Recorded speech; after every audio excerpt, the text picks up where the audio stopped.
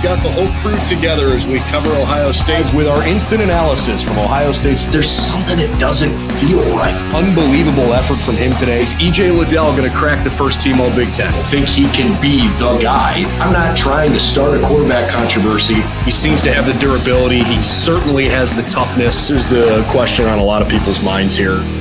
Welcome to Buckeye Breakdown.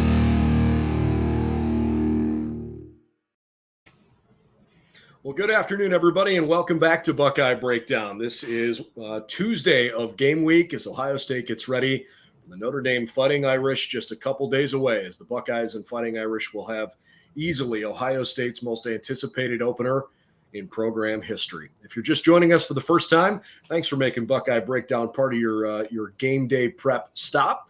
I'm Brendan Gulick along with Craig Hyson. We got plenty to talk about today, including game day tradition and why that's so important, especially as we talk about two teams that are tradition rich.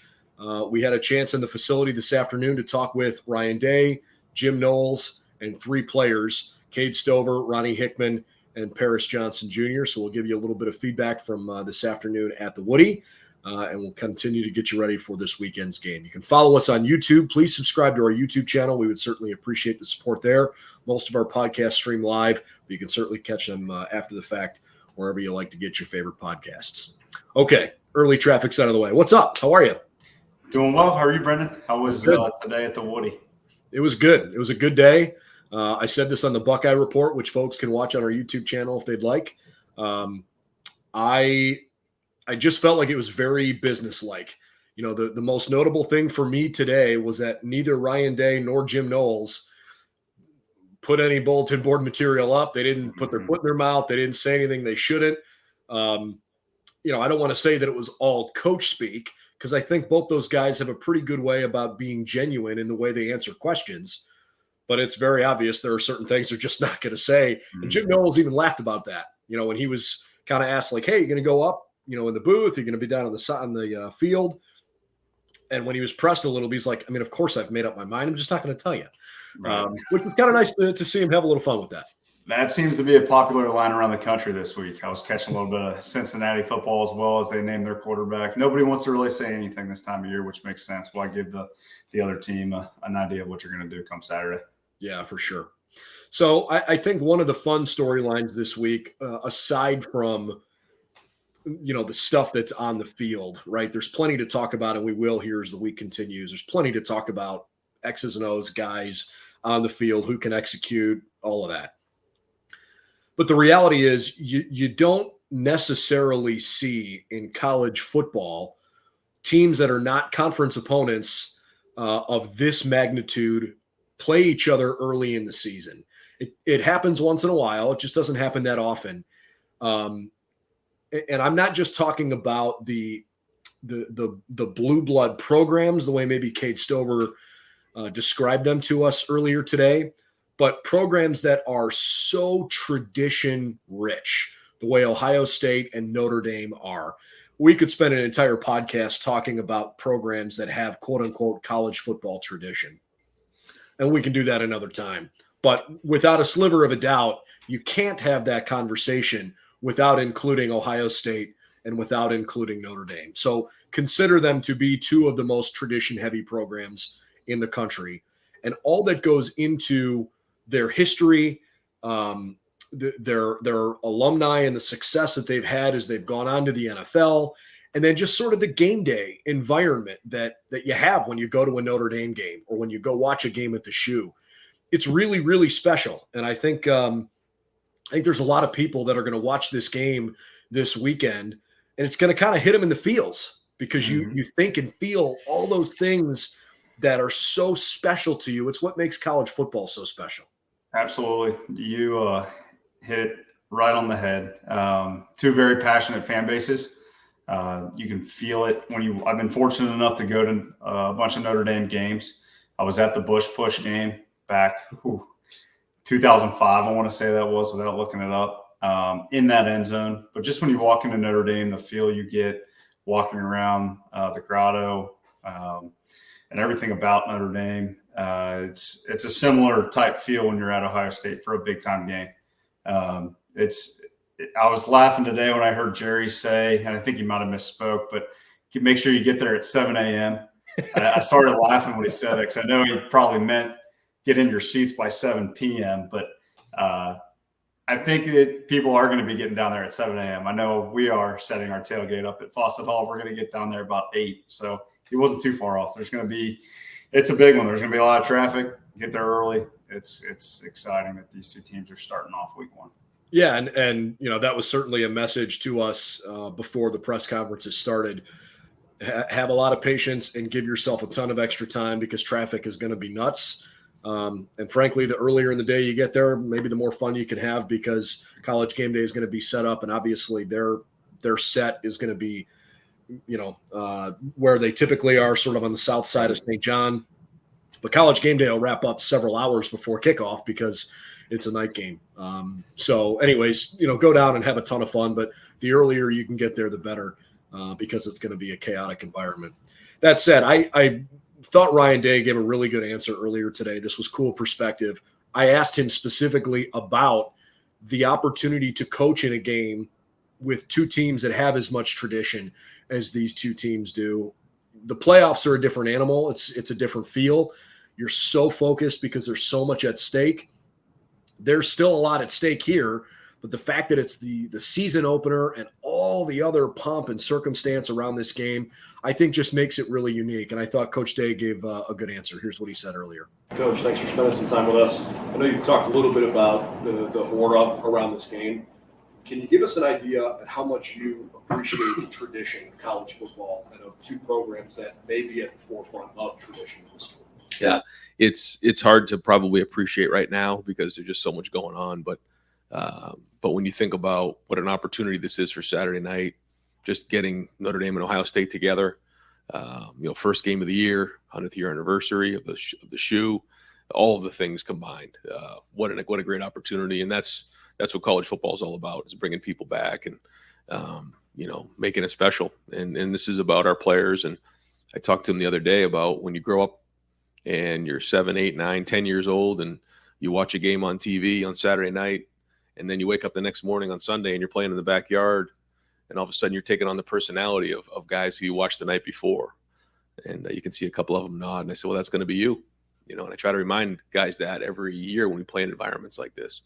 And that's the opportunity that's there. So that's why we got to work so hard this week to be a competitive excellence on Saturday. So working really hard to make sure that we're prepared for this thing.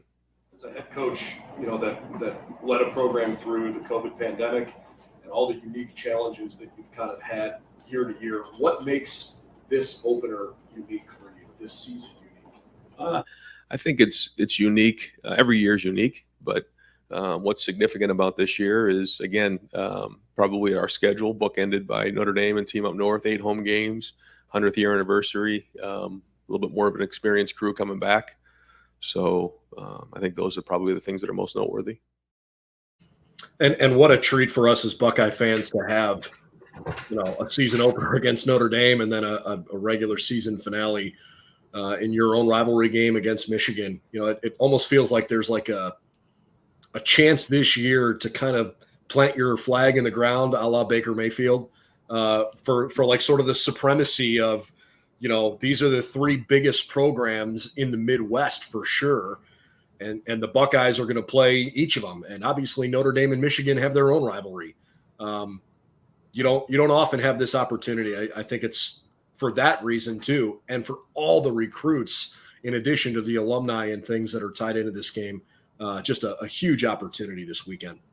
The names that are recruiting wise that are on the list to show up at Ohio State Saturday, it's hard to say, but we can probably look back a couple years from now and pinpoint it, but it might be the biggest recruiting day in the history of Ohio State with how many kids are going to be at the game and how many kids that haven't committed yet that Ohio State wants. But just like you said, to have this game be the first game and to see the human kind of side of Ryan Day give a great answer to your question at the presser today. He's absolutely right, because I can speak for myself. I was that little kid going in the backyard, seeing primetime Ohio State games growing up and wanting to be like those players. And the great question, which I'm sure we'll get to here shortly, that you asked Cade today, it sounds like he was that kid and he ended up at Ohio State. I idolizing James Laurinaitis like he did, and now he's a captain on the Buckeyes. So great answer by Coach Day there, kind of seeing a human side, and it's going to be exciting to see that next generation of Buckeyes that grow up and watch this game Saturday. And when we're all look back and you ask that same question to them, and they might talk about this game 20 years from now. Yeah, pretty cool for sure. And Kade Stover is like, he's Mr. Buckeye. I mean, he is the ultimate what you think of when you think of an Ohio State football player. And we'll hear from him in just a moment. But before we kind of transition away from the tradition, just want your opinion, your take, your favorite part of Ohio State football tradition, things that come to mind for you. Just growing up, my dad graduated from Ohio State, lived in the stadium dorm. I graduated in 80. So it's crazy to think that they used to let people live in the stadium. Nowadays, that would never fly. But he always used to say the attendance was off by about 50 because he let about 50 people sneak in and charge $10 a head. So that's his favorite story to tell at the tailgate every year. So I'm looking forward to hearing that one this season for the millionth time. But just growing up, little kid, 10 years old, always going to the skull session before the big games. I mean, one that really pops out on top of my head is the Texas game back when they had Vince Young coming, and just being there as a little kid, seeing, I mean, that's the loudest environment I've ever been in, and couldn't even hear the people talking next to you that night game. I know the Buckeyes lost that one, but just that atmosphere, I can only assume it's going to be just like that Saturday night when Notre Dame comes. There were some moments last year during the Oregon game that was so loud, like you almost had to cover your ears. Right. I fully anticipate the stadium is going to be like that on Saturday, which is really cool. I think the thing that maybe tugs at my emotions most when I think about Ohio State football, for me, it's Script, Ohio. It almost evokes tears, and sometimes when you don't expect it, it's like it's coming. They're going to do it, but you watch the band get on the field, you hear the music, and you feel the energy with how passionate everybody is about that part of game day, and it just hits you in a different way, man. It's really, really special. So for me, that's the first thing that comes to mind. Okay, you mentioned Cade Stover. Cade's a lunch pail guy. He's going to show up and do his job, zero distractions, and maybe he has an easier time doing this more than other guys, because the cool thing to do these days for guys in college is to live on social media and share everything with everybody all the time. So the idea of putting down your phone, when Cade said that early in the press conference, I thought, I mean, yeah, you probably should. Can you really do that? How do you pull that off? Here's what he said. Okay, hey, you mentioned that you guys put your phone down. How easy is that, or how difficult is that? Because in today's day and age, man, there's a lot of people that just want to use social platforms to build their brand. Is that an easy thing for you guys to do during the season? At first, no, it's not. I think because a lot of times, I mean, that's just kind of how we grew up, I guess. But, I mean, it's going to be there. It's going to be there on Monday. I mean, it's not going anywhere. You know what I mean? This game, this is a temporary thing we got going on here. So we're trying to grab on this with both hands and not miss a beat, hopefully. Tradition of these two programs. You can make an argument that there are no two programs in the country that have more tradition and history than Ohio State and Notre Dame. Do you have memories as a kid of watching those two programs, and what does it mean for you to play a game with two teams that have such history? Yeah, I mean, as a kid growing up, I mean, these are blue bloods, you know what I mean? Coming back, you watch. I mean, I used to grow up and idolize James Laurinaitis. Like that's what I was going to be. That's what I was supposed to be. You know what I mean?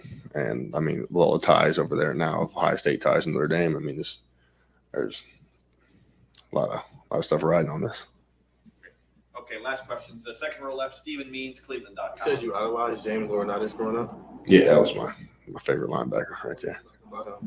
It's tough and played fast and hard. I mean, back when the game was tough and hard and fast, and that's what we're trying to bring back.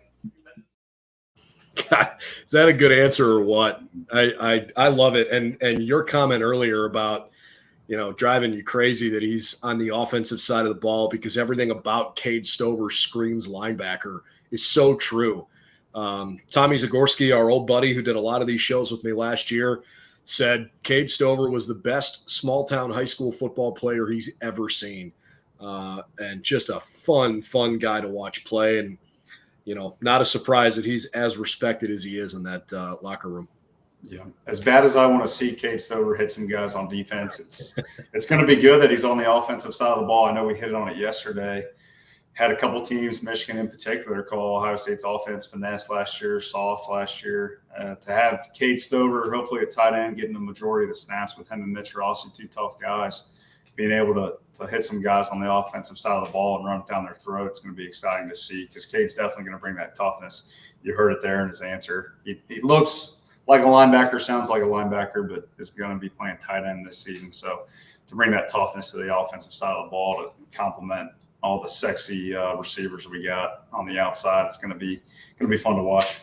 Yeah, I'm looking forward to seeing him maybe make a block or two that you want to rewind a play simply to go watch him, blow a play up with some crazy crackback block or something like that. He's a smart player. He's a fun player. He's super physical, and I think we're going to see some big stuff from Cade here in this fall. Sure thing. Last thing on him, he was born in the wrong era. He should be playing football back with Laurinaitis, AJ Hawk, those kind of days, because that's where he belongs. But we'll see how he does at tight end. I'm excited to see him hit some people this year. God, I totally agree. Definitely the kind of kid that he and Tommy Eichenberg both. Kids that were just, born 20 years too late, but love their mentality. And it's why the coaching staff loves them the way they do. All right. We're going to end the show showing you, in case you didn't catch this yesterday, and if you're watching the press conference or if you're watching our show live on our YouTube channel, you'll see the video along with this. If you're listening to it afterward, you'll catch the audio. But this is from Jim Harbaugh's press conference up in Ann Arbor, where he was discussing his thought process behind choosing to go with the quarterback situation that they are, where they're going to have McNamara start game 1 and have J.J. McCarthy start game 2. Here's what Coach Harbaugh had to say about that. For me to stand up, no person, that's biblical.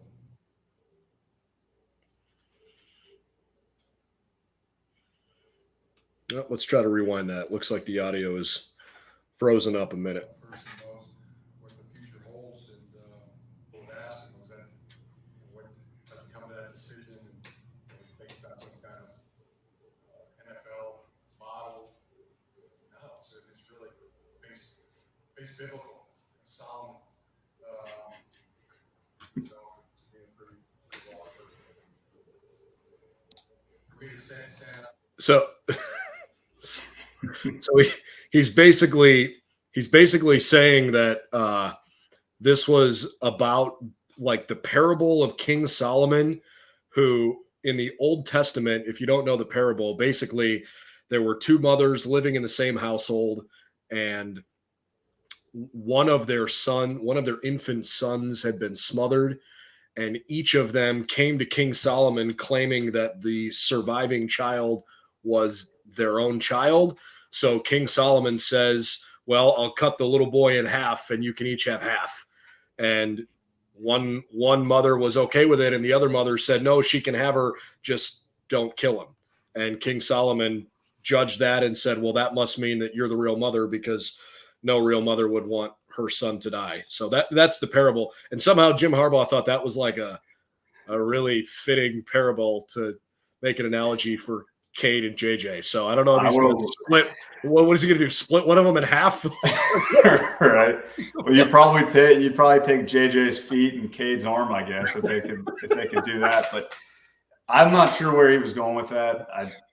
Good luck with that way of thinking. Hopefully, the Book of Solomon pans out for Mr. Harbaugh this year. But yeah, it was interesting take for sure. I would have loved to have been in that room if he brought that up to Cade and JJ, because they probably looked at each other like, what's Coach talking about right now? Yeah, we'll see come November. Right. I don't know if Cade and JJ are religious guys, but I mean, we both heard it and we're looking at each other. I knew where he was going because I've heard that one before, but Sure. I don't know how it ties into picking your quarterback, but we'll see. Well, I mean, maybe Harbaugh thought it was like, last man standing. We're going to let them both duke it out and see what happens. Because, I think that's essentially what he said they were going to do. He just picked a really weird Jim Harbaugh way of going about saying what they were going to do. Right. I'm not here to hate on Michigan and all that, but man, that's kind of low hanging fruit. That's just weird. So that's going to play come November. Yeah, that's your daily dose of weird stuff from Coach Harbaugh coming out of Ann Arbor this week. That could be a daily segment. We're going to keep our eyes on that. The thing is, though, I mean, look, their schedule is so soft. How's he going to make a decision? I mean, right. I expect that week 1, Cade would probably play really well, and that JJ's pretty talented and probably is going to be fine in week 2. So, yeah, riddle me that one. I don't know. Yep. He might have to go to Revelations in week 3. We'll see what he does. That's a good one. I like that. All right, that'll wrap up Buckeye Breakdown here this afternoon on Tuesday. We've got another edition coming for you on Wednesday.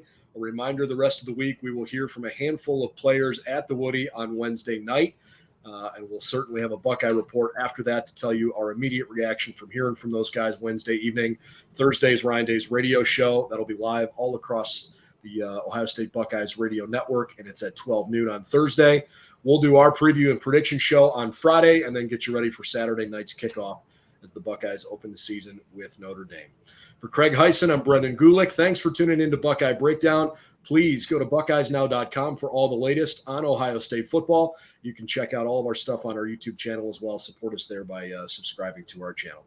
Have a good day, everybody. See you tomorrow.